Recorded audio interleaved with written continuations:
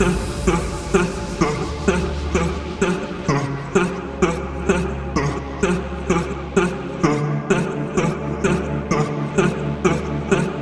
ऐसा है भैया लोगों कि आज संडे नहीं है, आज है मंडे और आज मैं राइड पे नहीं हूँ क्योंकि कल संडे था। कल हम लोगों ने राइड करी थी और आज मेरी गाड़ी के मतलब कि मेरी रेनो ट्राइबर की मैं सर्विस करवाने आया हूँ और मैं हूँ अभी VKI में।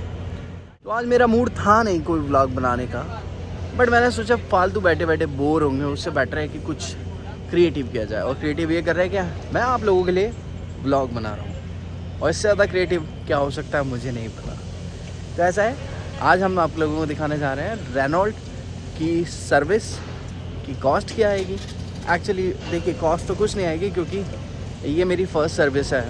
अभी अराउंड 2500 किलोमीटर्स मैंने अपनी रेनो ट्राइबर चला ली है और आज उसकी फ़र्स्ट सर्विस है। तो मैं आया हूँ यहाँ पे VKI में। ये है VKI इंडस्ट्रियल एरिया और यहाँ पे है रेनॉल्ट का सर्विस सेंटर जो कि प्रताप मोटर्ड का सर्विस सेंटर है। और अभी मुझे आए हुए लगभग 3 घंटे यहाँ पे हो गए हैं। अभी चलते हैं और देखते हैं अपनी गाड़ी रेडी हुई है कि नहीं हुई है। ये सेम वेरिएंट मेरे पास में है रेनो ट्राइबर का। This is LE model, limited edition model, golden and black.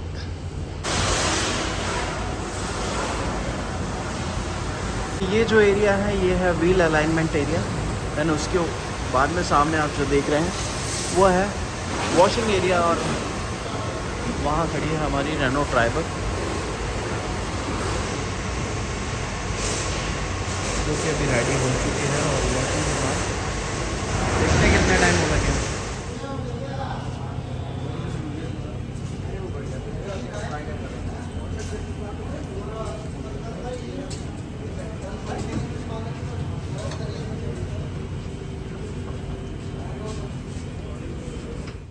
Hey, hello everyone. So welcome back to my vlogs which is Gaurav Soni Vlogs. तो जैसा मैंने आप लोगों को बताया था कि कल मैंने करवाई मेरी कार की service which is Renault Triber और ये इसकी पहली सर्विस थी। और एक्चुअली मैं चाह रहा था कि मैं कल ही आप लोगों को गाइड करूं कि रेनॉल्ट की सर्विसेज कैसी है, बट अनफॉर्चुनेटली मेरे GoPro और फ़ोन की बैटरी डाउन थी तो वो मैं कर नहीं पाया। तो इन दिस व्लॉग मैं कल वाले व्लॉग को आगे कंटिन्यू करना चाहूँगा।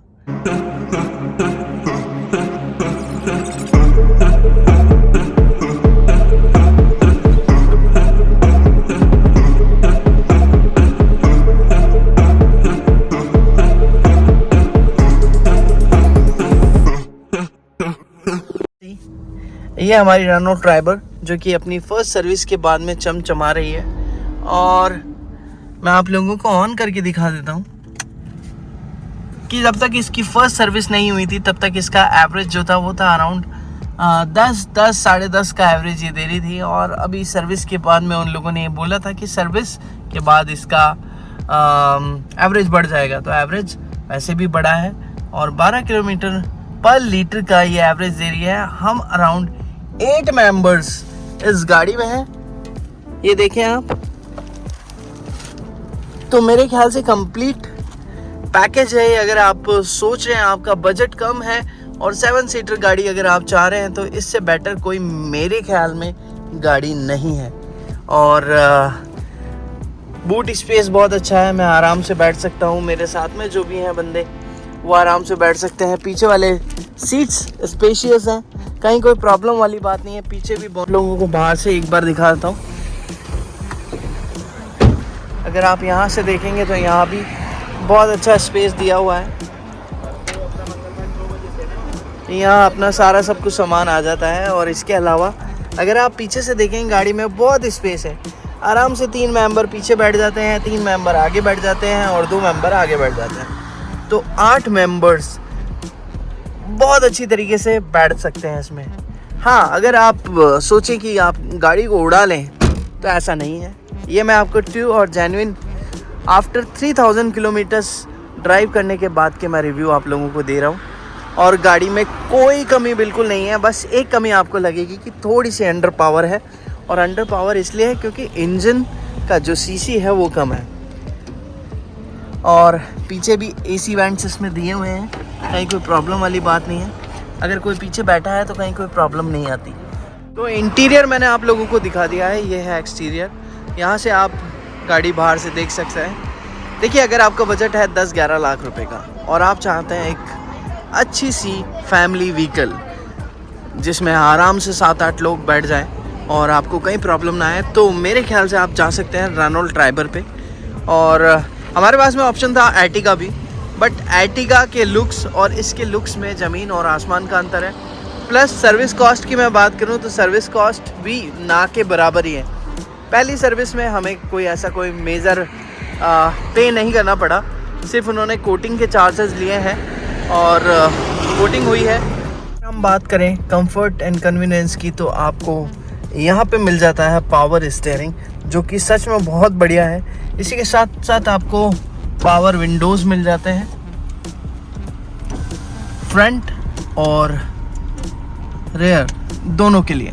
स्टीयरिंग भी जो दिया हुआ है इन्होंने, एडजस्टेबल स्टीयरिंग है। ये आप अपनी हाइट के अकॉर्डिंग एडजस्ट कर सकते हैं। यहाँ ये आपको चाइल्ड लॉक और पार्किंग दोनों के इंडिकेशन के लिए यहाँ बटन्स दिए हुए हैं, ये यहाँ मिल जाएगा। तो AC बहुत बढ़िया है।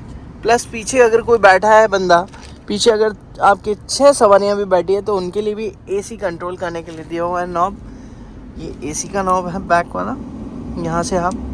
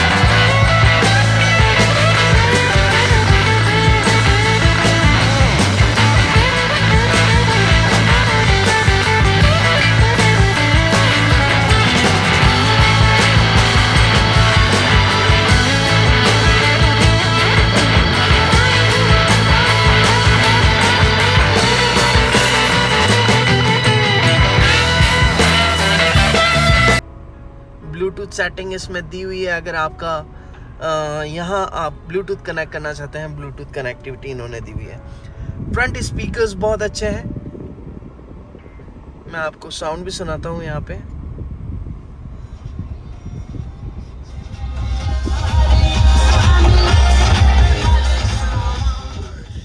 तो आपको एडिशनल कोई बास ट्यूब लगाने की कोई ज़रूरत नहीं है, एडिशनल स्पीकर्स लगाने की ज़रूरत नहीं है। फ्रंट स्पीकर्स बहुत अच्छे हैं, बैक वाले स्पीकर्स बहुत अच्छे हैं और आपको ऑप्शंस इसमें यहाँ सारे मिल जाते हैं। ब्लूटूथ कनेक्टिविटी मिल गई, USB ऑक्सिलरी पॉइंट इन्होंने दिया हुआ है। ये देखें, आप नीचे आए तो नीचे आपको USB और ऑक्सिलरी पॉइंट भी मिल जाता है। जो टच स्क्रीन साइज़ है वो है 8 इंचेस का। और एडिशनल जो फीचर इन्होंने दिया हुआ है, मीडिया नेविगेशन जो है वो एवोल्यूशन विद 20.32 सेंटीमीटर का टच स्क्रीन दिया 84 लीटर्स का बूट स्पेस इन्होंने दिया हुआ है विद, और मैं अभी बात करूं हाइट और विद की तो यह है 1739 सेंटीमीटर्स का इसका विद है और 1643 सेंटीमीटर्स का इसका लेंथ है। कैपेसिटी की बात करें तो सिटिंग कैपेसिटी इसकी 7 मेंबर्स की है, बट इजीली आप 8 मेंबर्स इसमें इजीली बैठ सकते हैं, कहीं कोई दिक्कत नहीं आएगी। तो ये तो सारी बातें हो गई, बहुत सारी सेफ्टी की, एंटरटेनमेंट की, कन्वीनियंस की। अब बात कर लेते हैं फ्यूल और परफॉर्मेंस की।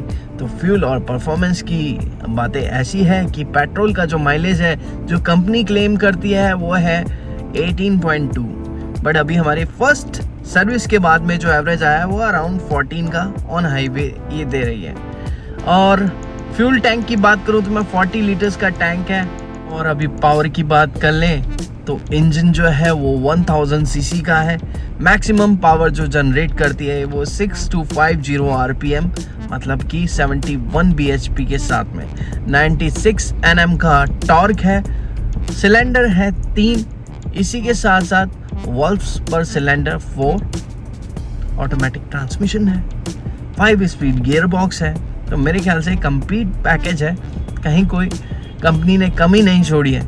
तो देखिए ये तो सारी हो गई बातें। तो इतने कम बजट में इतने सारे फीचर्स मिलना मेरे ख्याल से और किसी भी कार में किसी भी सेगमेंट में मेरे ख्याल से लाजमी नहीं है। एर्टिगा की बात करते हैं तो एर्टिगा में इतने सारे फीचर्स नहीं है, बेशक पावर ज़्यादा है बट फीचर्स बहुत कम है। यहाँ पे हमें 4 एयरबैग्स मिल जाते हैं, तो सेफ्टी पूरी है, बॉडी लाइन बहुत अच्छा है। पावर में थोड़ी सी कमी है, 1000 सीसी का इंजन है तो पावर बेशक कम है, बट अगर अपन पावर को छोड़ दें तो बाकी सारी चीज़ें मेरे ख्याल से फेवर में जाती है। तो कहीं लैक नहीं है, जैसा मैंने आप लोगों को बताया फर्स्ट सर्विस डन है और बिल्कुल निम्बल चल रही है गाड़ी, कहीं कोई प्रॉब्लम नहीं है, सीमलेस है। और जिन लोगों के ये क्वेश्चंस थे, मैंने सोशल मीडिया पे देखा था कि रेनॉल्ट ट्राइबर,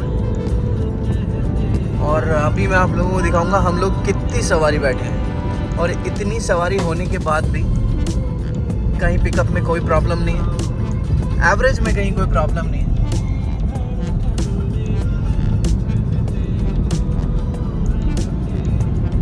तो ये है सीकर हाईवे जो कि जयपुर से सालासर बालाजी के लिए जाता है।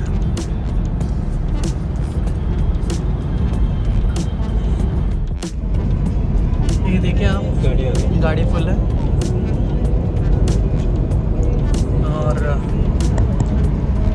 मैं ये आप लोगों को दिखाना चाह रहा था कि जिन लोगों के क्वेश्चंस थे कि जब लोड ज़्यादा है तब गाड़ी का पिकअप अच्छा नहीं है, तो देखिए ऐसा है कि अगर आप पहाड़ों पे जा रहे हैं और आपके पास 7 से 8 सवारी है तो एवरेज स्पीड जो आपको रखनी है वो है 50 to 60। और अगर आप इस तरह के एरिया में चल रहे हैं तब कोई प्रॉब्लम नहीं है। यहाँ कंक्लूजन ये निकलता है कि 10 out of 8 मैं नंबर दूंगा इस गाड़ी को, और चूंकि मैंने बहुत सोच समझने के बाद में ये गाड़ी ली है, मच रिकमेंडेड है। तो आज का व्लॉग हम यहीं पे समाप्त करते हैं, जल्दी मिलेंगे आप लोगों के साथ में। और जिन लोगों ने अब तक सब्सक्राइब नहीं किया है मेरे चैनल को, प्लीज़ सब्सक्राइब करें, मुझे मोटिवेशन मिलेगा, आप लोगों का प्यार मिलेगा, और जब इस तरह का प्यार मिलेगा तो व्लॉग्स यकीन करिएगा बहुत अच्छे आएंगे। चलिए आप लोगों से लेते हैं विदा, जल्दी मिलेंगे किसी नए व्लॉग में किसी नए कंटेंट के साथ में। तब तक के लिए bye bye, take care and love you all.